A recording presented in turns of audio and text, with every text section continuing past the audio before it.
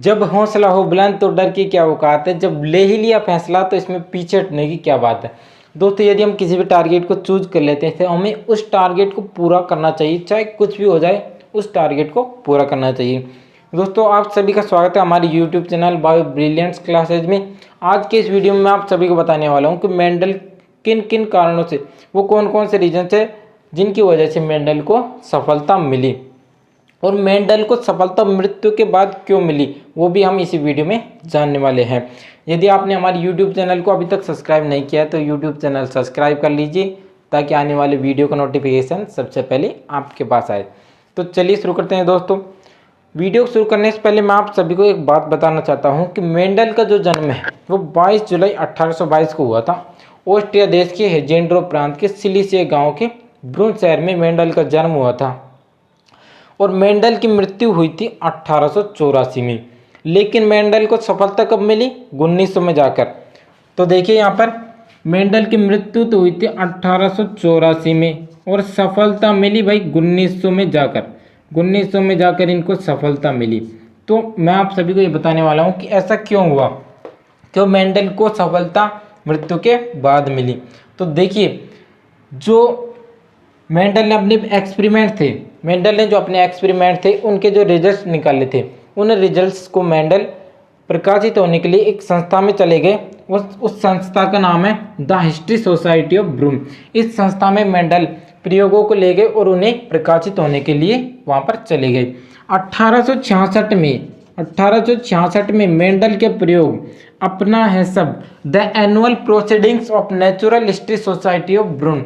ब्रून में एक पत्रिका चलती है, जिस तरह हमारी दैनिक भास्कर, राजस्थान पत्रिका, न्यूज टुडे, इस तरह की पत्रिकाएं चलती हैं, तो उस समय भी ये अपना है सब the annual proceedings of natural history society of Brunn, ये पत्रिका पहले चलती थी उस समय। तो 1866 में वो प्रयोग प्रकाशित हो गए और वो प्रयोग कब तक प्रकाशित होते रहे? 34 वर्षों तक, 34 ईयर्स तक वो प्रयोग प्रकाशित होते रहे। लेकिन मेंडल को सफलता नहीं मिली। देखिए 1866 से प्रयोग प्रकाशित होना प्रारंभ हुए और 34 वर्षों तक प्रकाशित होते रहे, तो 1900 तक प्रकाशित होते रहे। लेकिन मेंडल की मृत्यु 1884 में ही हो गई थी।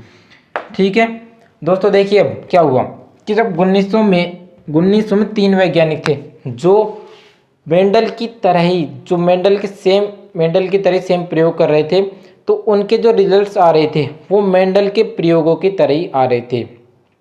वो 3 वैज्ञानिक थे जिन्हें आधुनिक आनुवंशिकी का भी जनक कहा जाता है। उनमें से किसी वैज्ञानिक की नज़र मेंडल के जो पत्रिका थी, मेंडल के एक्सपेरिमेंट्स की जो प्रकाशित हुए थे उनकी पत्रिका थी, उस पर चली गई और दुर्भाग्यवश वैज्ञानिकों ने उसे देख लिया और उनके रिजल्ट्स भी उस पत्रिका में लिखे रिजल्ट्स की तरह ही आ रहे थे। तो उन वैज्ञानिकों ने मेंडल को फादर ऑफ जेनेटिक्स का दर्जा दिया।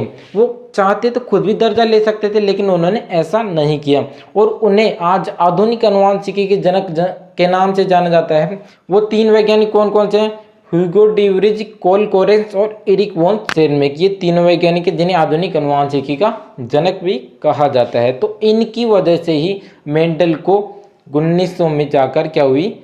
सफलता मिली और उन्होंने इसका दर्जा मेंडल को ही दिया। द फादर ऑफ जेनेटिक्स की उपाधि मेंडल को ही दिलाई। तो चलिए शुरू करते हैं अब ये वीडियो कि मेंडल को वो कौन कौन से रीजंस थे जिनकी वजह से मेंडल को सफलता मृत्यु से पहले, उनके मरने से पहले वो सफलता नहीं मिल पाई। तो चलिए शुरू करते हैं। देखिए दोस्तों, सबसे पहला पॉइंट है मेरा कि 1859 में चार्ल्स डार्विन की पुस्तक the origin of the species नामक पुस्तक प्रकाशित हुई थी। चार्ल्स डार्विन एक बहुत ही अच्छे प्राकृतिक वैज्ञानिक है। उन्होंने 1859 में अपनी पुस्तक प्रकाशित की थी। तो उस पुस्तक के प्रकाशित होते ही सभी वैज्ञानिकों में खलबली मच गई और सभी वैज्ञानिक उस पुस्तक को पढ़ने में बिजी हो गए ताकि चार्ल्स डार्विन की गलतियां निकाली जा सके और उसकी जो थ्योरी दी है उन्होंने उसको असफल किया जा सके। तो सभी वैज्ञानिकों को जो ध्यान है वो मेंडल के प्रयोगों की तरफ न रहकर डार्विन की जो बुक है उसको पढ़ने में चला गया। इसीलिए मेंडल के प्रयोगों की तरफ किसी भी साइंटिस्ट का ध्यान नहीं रहा और मेंडल के प्रयोगों को भी नहीं देख पाए। यह सबसे बड़ा रीजन रहा। दूसरा रीजन क्या है कि मेंडल ने जो अपने प्रयोग दिए थे वो गणितीय संख्याओं और आंकड़ों के रूप में दिए थे। ठीक है, देखिए दोस्तों, मेंडल को प्रकृति विज्ञान और गणित विज्ञान दोनों का, प्रकृति विज्ञान और गणितीय विषय दोनों का ज्ञान था। तो मेंडल ने अपने एक्सपेरिमेंट गणित में ही दिए थे।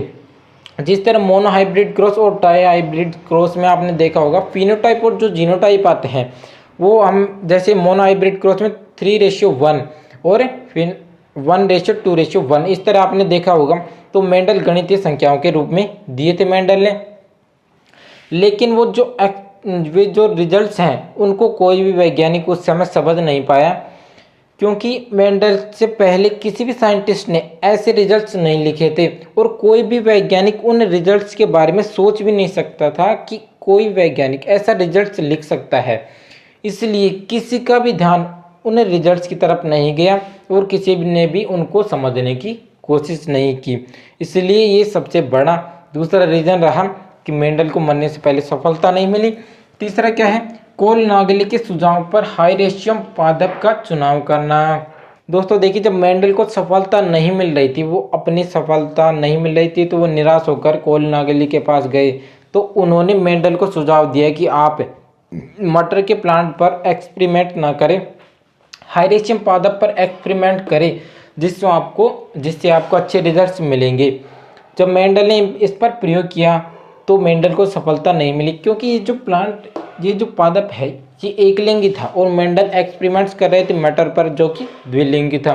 इसलिए मेंडल को सफलता नहीं मिल पाई, क्योंकि उन्होंने बाद में अपना गलत पादप का चुनाव कर लिया था। चौथा पॉइंट क्या है, मेंडल के प्रयोग प्रसिद्ध पत्रिका में प्रकाशित नहीं हुए थे।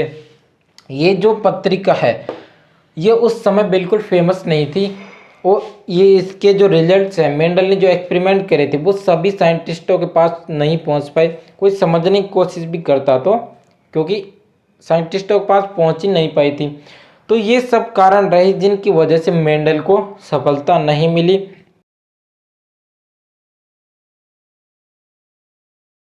दोस्तों आपको यदि हमारी ये वीडियो पसंद आए हो तो लाइक कर दे, सब्सक्राइब कर दे और कमेंट कर दे, ताकि हम आगे आने वाली वीडियोज़ में हमारी कमी को सुधार सकें। थैंक यू दोस्तों, अब मिलते हैं नेक्स्ट वीडियोज़ में।